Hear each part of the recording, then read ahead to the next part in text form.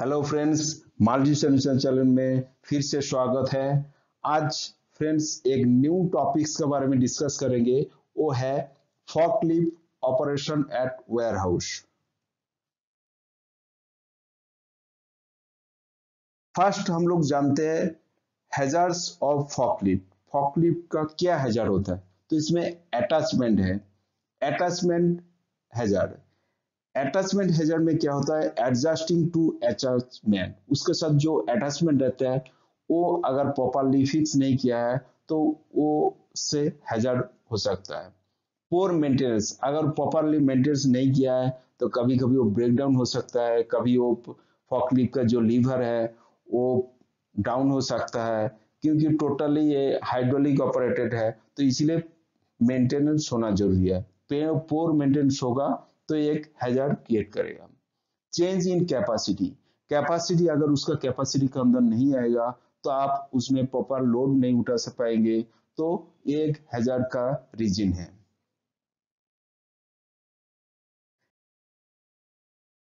Next है hazard of forklift. Fuelling अगर proper fuelling, जो हम लोग जब फ्यूल डालते हैं तो उस टाइम में फ्लेमेबल जो फ्यूल रहता है, तो उस टाइम में अगर कोई स्पार्क, कोई अगर इंजन हीट रहता है तो फ्यूल अगर कभी भी फायर हो सकता है, तो फ्यूलिंग का टाइम में आपको ध्यान रखना पड़ेगा। नेक्स्ट है टॉक्सिक फ्यूम्स, जो उसमें जो कार्बन डाइऑक्साइड निकलता है व आन बान, कभी अगर वो प्रॉपर मेंटेनेंस नहीं होता है तो आन बान गैस निकलता है, तो वो एक टॉक्सिक फ्यूम्स एयर पॉल्यूशन करता है, तो ये एक हैजर्ड है। नेक्स्ट क्या है? Poor ventilation. अगर वेंटिलेशन सही नहीं है, अगर कुछ वायर हाउस का अंदर क्लोज एरिया का अंदर आप ऑपरेट कर रहा है तो उसमें क्या होता है, तो उसका अंदर जो कार्बन डाइऑक्साइड पूरा फैल जाता है, तो ऑक्सीजन का कमी है, तो ये एयर पॉल्यूशन में प्रॉब्लम होता है। नेक्स्ट है मैन्यूवरिंग एंड स्पीड। तो इसमें क्या होता है ना, मैन्यूवरिंग एंड स्पीड हैजर्ड क्या है? Impact with surrounding, surrounding area में कभी भी इसका जब मूवमेंट होता है तो कहीं ना कहीं इसका कॉलिशन होता है, तो इसके लिए एक इम्पैक्ट आता है, तो कहीं में भी इक्विपमेंट डैमेज हो सकता है कि कोई आदमी के ऊपर भी कोई भी स्ट्राइक हो सकता है।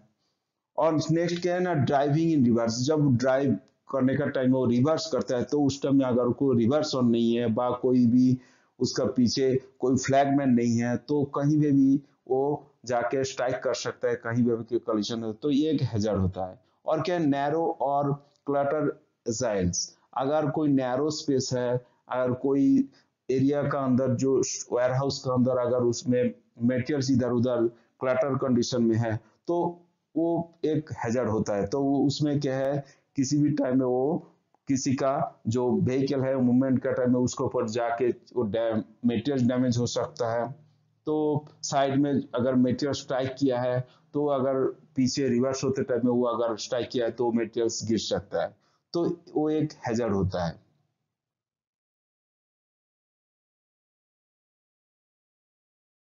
नेक्स्ट है ब्लाइंड स्पॉट। हम लोग ब्लाइंड स्पॉट देखते हैं, जैसे जब रिवर्स होता है, जब रिवर्स होता है बस सामने कोई मेटेरियल्स अगर फॉकलिफ्ट में सामने ज्यादा हाइट मेटेरियल्स लोड कर लेता है तो फ्रंट में दिखता नहीं है, पीछे जब रिवर्स होता है तो उसमें वो देखने का एक प्रॉब्लम रहता है, तो इसको बोलते हैं ब्लाइंड स्पॉट।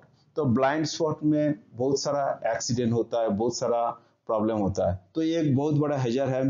कॉलिशन विद पेरिस्टर, पेरिस्टन का साइड में अगर कोई दूसरा व्हीकल आ गया तो उसमें क्या है, कॉलिशन होने का, पेडिस्ट्रियन के पास में अगर मूवमेंट होता है तो अदर्स अगर कोई फॉकली हो, अदर कुछ मैन मटेरियल्स कुछ मूवमेंट हो रहा है तो उसमें कॉलिशन होने का चांस रहता है। सेकेंड है ऑब्स्ट्रक्टेड व्यू। अगर वो जहाँ पे अगर मटेरियल स्टैकिंग किया है बा मटेरियल लेके जा रहा है तो वो वहां पे दिखता नहीं, ऑब्स्ट्रकल होता है, व्यू वहां पे दिखता नहीं है, तो वहां पे कॉलिशन होने का चांस रहता है। पोर लाइटिंग, अगर जिस एरिया में जैसे वेयर हाउस के अंदर अगर पोर लाइटिंग रहता है, इल्यूमिनेशन प्रॉपर नहीं है, तो वो एक हजार से इल्यूमिनेशन प्रॉपर नहीं होगा तो कहीं पे भी जाके ऑपरेटर जो वो प्रॉपरली ड्राइव नहीं कर पाएगा, तो इसमें कहीं पे भी धक्का लगने का और कहीं पे भी स्ट्राइक होने का चांस रहता है। तो ये पोल लाइटिंग एक हैजार्ड है।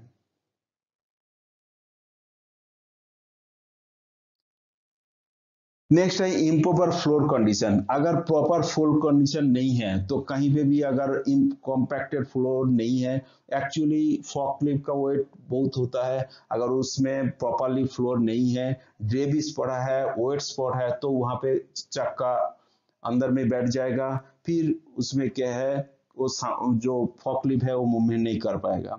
और क्या है अनइवन और अनस्टेबल ग्राउंड, अगर सरफेस अगर अनइवन है तो फॉकलिफ्ट ऑपरेशन करना बहुत मुश्किल होगा, और अनस्टेबल होगा तो उसमें प्रॉब्लम होगा, कभी भी पलटी हो सकता है, कभी भी उसमें टिल्ट हो सकता है। तो उसके लिए सरफेस एकदम ये होना चाहिए, इवन होना चाहिए और स्टेबल होना चाहिए।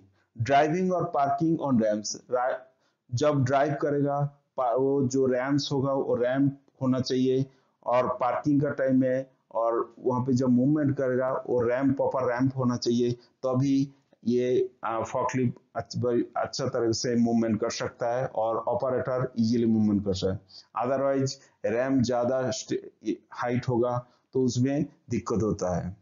तो ये एक हैजर्ड है। तो और एक है ओवरलोड। ओवरलोड, अगर फॉकलिफ्ट ऑपरेशन कर रहा है तो उस ऑपरेशन के टाइम में इनसिक्योर और अनस्टेबल लोड, अगर वो लोड अगर इनसिक्योर है, उसमें टाई अप नहीं है और अनस्टेबल है, लेवल प्रॉपरली बैलेंस नहीं है, तो कभी भी वो लोड गिर सकता है। नेक्स्ट है क्या लोड ओवर कैपेसिटी, फॉकलिफ्ट का कैपेसिटी से ज्यादा अगर लोड आप ये किया है, लोड किया है, तो उसमें कभी भी फॉकलिफ्ट आप टिल्ट हो सकता है, कभी फॉकलिफ्ट पलटी हो सकता है। तो आपका उसका जो एच डब्ल्यू एल का अंदर आपको लोड लिफ्ट करना चाहिए। कैरिंग हैजार्डस मेटेरियल्स, कोई भी हैजार्डस केमिकल ड्राम अब लिफ्ट कर रहा है तो उसमें अगर गिर गया तो क्या है कभी भी वो फायर हो सकता है, कभी भी ब्लास्ट हो सकता है। तो ये एक बहुत बड़ा हैजर्ड है, तो इसको भी ध्यान में रखना पड़ेगा।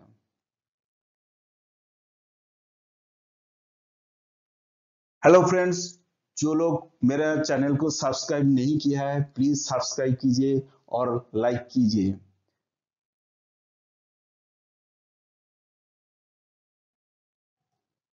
फॉकलिफ्ट ऑपरेशन का पहले आपको फॉकलिफ्ट को एज पर चेक लिस्ट हिसाब से उसको सब कुछ चेक इंस्पेक्शन करना है, उसका टीपीआई है क्या, उसका ड्राइव ऑपरेटर का लाइसेंस है क्या नहीं है, उसका कॉम्पिटेंसी सर्टिफिकेशन है क्या नहीं है, और सारे जो फॉकलिफ्ट का कंडीशन वो सही है क्या नहीं है, so as per check list उसको इंस्पेक्शन करना है। नेक्स्ट क्या है ना, नेक्स्ट है जब फॉकलिफ्ट ऑपरेशन होगा उसका पीछे एक फ्लैगमैन डेपुट करना पड़ेगा, एक वो ग्रीन फ्लैग और रेड फ्लैग लेके वो वहां पे खड़ा रहेगा।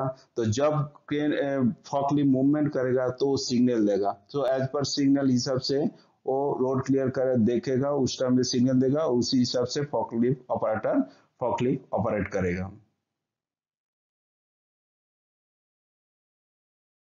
नेक्स्ट है safety control measure of forklift operation. Safety control measure आपको क्या क्या लेना है ना, क्वालिफाइड ऑपरेटर, जो ऑपरेटर को वो क्वालिफाइड होगा, कॉम्पिटेंट होगा, और क्या है operator must wear the right uniform, उसको प्रॉपर यूनिफॉर्म होना चाहिए।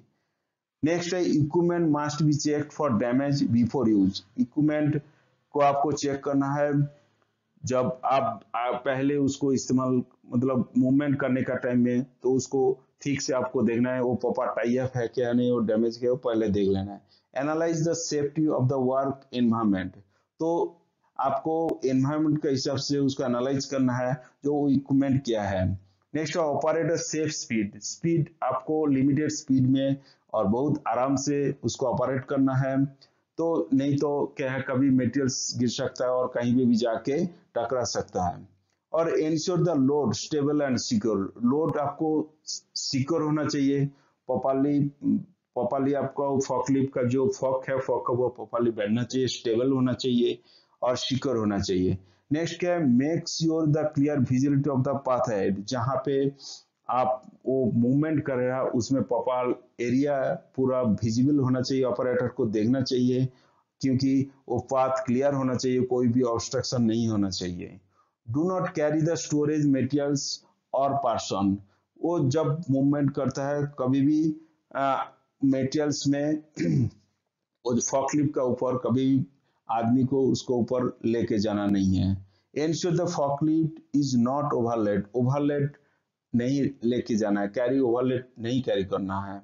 Drive reverse gear while driving down from the ramps, do not turn on ramps. Ramp का से जब ड्राइव करके जो रिवर्स आएगा तब उस टाइम में टर्न नहीं करना है।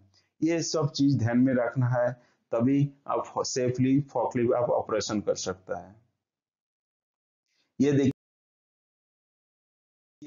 फॉकलिफ्ट ऑपरेशन का सेफ प्रोसीजर कैसे ऑपरेशन हो रहा है।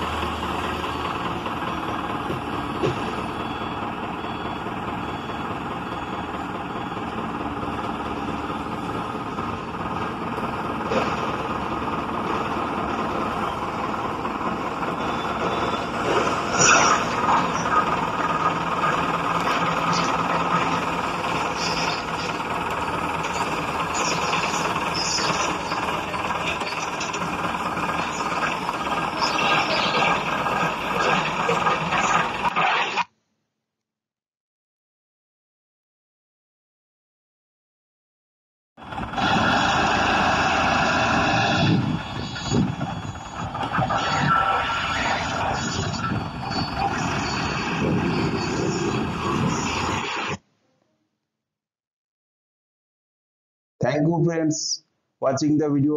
फिर मिलते हैं नेक्स्ट वीडियो में।